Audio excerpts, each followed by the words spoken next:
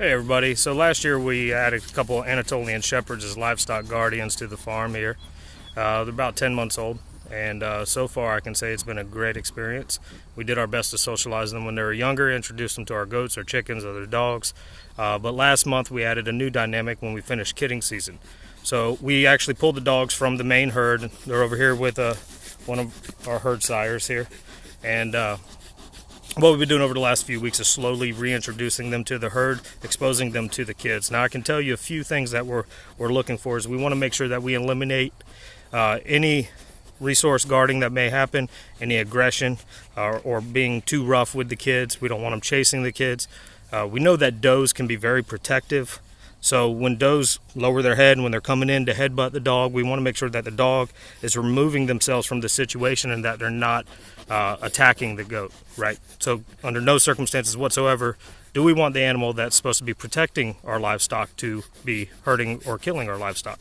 So a lot of times when people are introducing or exposing their livestock guardian to a new animal, they'll use a leash and collar. I personally don't like to do that. My experience is that generally it can make the dog more aggressive, more anxious, and can make the situation worse or prolong that exposure and take you longer to train that dog on that specific animal.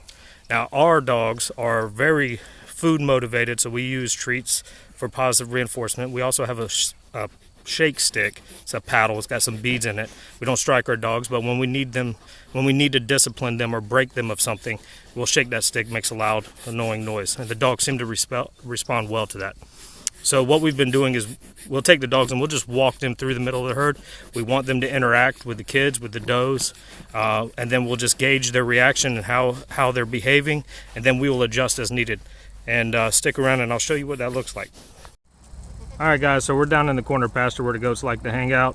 You can see Harper, she's walking the dogs through the herd, and we're just allowing them to freely interact with the kids. We just want to make sure, and this is a good example, the kids, kids being kids, are going to run. And we want to make sure that the dog's instincts don't kick in, that they're not chasing or pursuing that kid, that they're not being overly aggressive with them, that they're not presenting anything like resource guarding, and that if the does stand their ground because they are protective, that the dogs are breaking away from that doe and that they're not going to engage or become aggressive with that animal.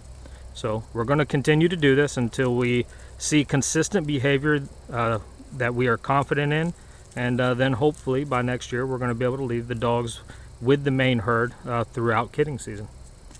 All right guys, y'all have a good day.